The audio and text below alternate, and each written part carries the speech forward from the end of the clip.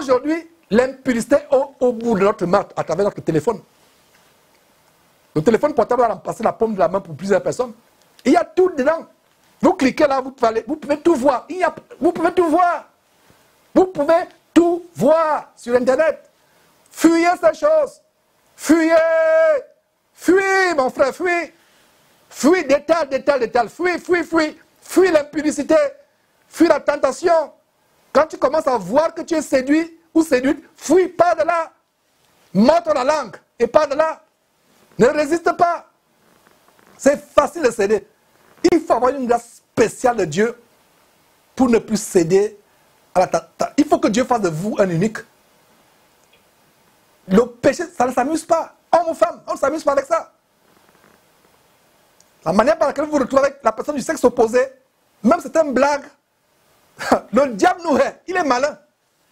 Il y a certaines conversations que vous ne devez même pas voir avec le sexe opposé, même si c'est une sœur en Christ avec qui vous priez.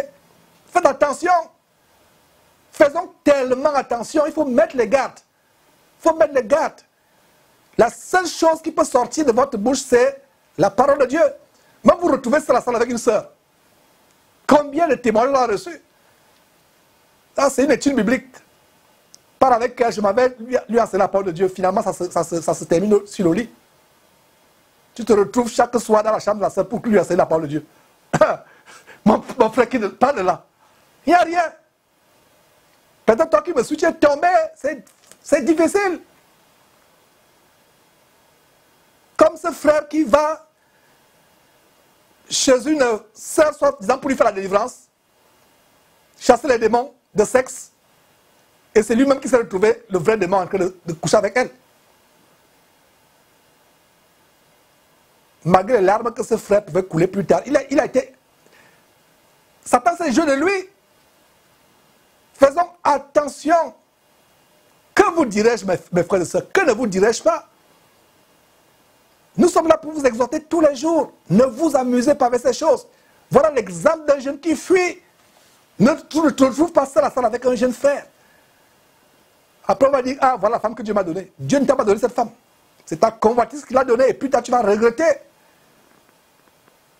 Quand Dieu te donne une femme ou un mari, il n'y a même pas de pensée sexuelle. Il n'y a même pas. Tu seras même surpris, tu vas te retrouver marié même sans t'en rendre compte.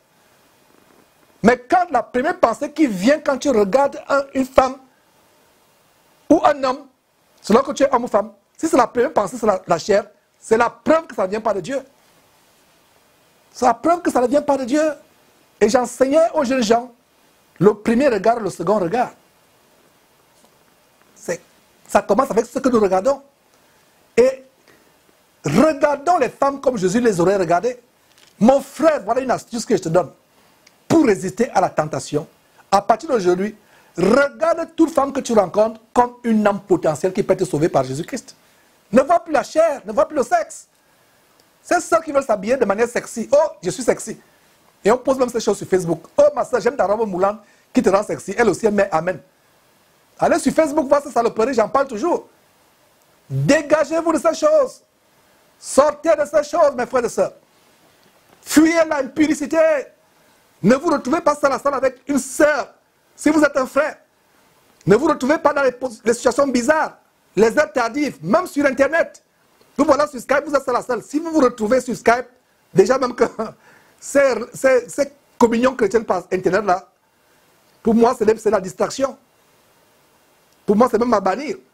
Maintenant si vous vous retrouvez physiquement seul à seul, faites attention à supposer, assurez-vous qu'il y a d'autres personnes qui sont là, vous n'êtes pas seul. Malgré votre niveau de maturité, on ne s'amuse pas avec ce niveau-là, c'est un niveau tellement dangereux. C'est pour cela que j'ai insisté. Je ne sais pas combien de temps j'ai mis pour ouvrir cette parenthèse. Revenons, mes frères et sœurs, il y a tellement de choses à dire. Mais ce n'est pas aujourd'hui qu'on va finir de dire ces choses. Encore et encore, on va tambouriner là-dessus. Donc voilà comment, verset 13, le jeune homme sage, Joseph, fuit, contrairement au jeune homme insensé de Proverbe chapitre 7, qui lui-même va comme un bœuf, comme mène à la boucherie, une flèche lui transperce le foie. Comme on dirait au Gabon, maboulement vers la mort. Et le voilà, il meurt. Ce n'est pas ce que Joseph a fait. Joseph a fui. Et imitant Joseph. Ce n'est donc pas par hasard que ce jeune homme avait des révélations et des visions de la part de Dieu. Ce n'est pas par hasard que Dieu lui donne la capacité d'expliquer les rêves. Verset 14, verset 13 à nouveau. C'est au verset 12 où il fuit. Et verset 13, lorsqu'elle vit qu'il lui avait laissé son vêtement dans la main et qu'il s'était enfui dehors, verset 14, regarde comment le côté diabolique se met en exergue. Vous voyez comment c'est un instrument de Satan. Elle appela les gens de sa maison et leur dit, voyez, il nous a amené un hébreu pour se jouer de nous. Cet homme est venu vers moi pour coucher avec moi, mais j'ai crié à haute voix. Est-ce la vérité? Vous savez quelle est la vérité? Verset 15. Et quand il a entendu que je levais la voix et que je criais, il a laissé son vêtement à côté de moi et s'est enfui dehors.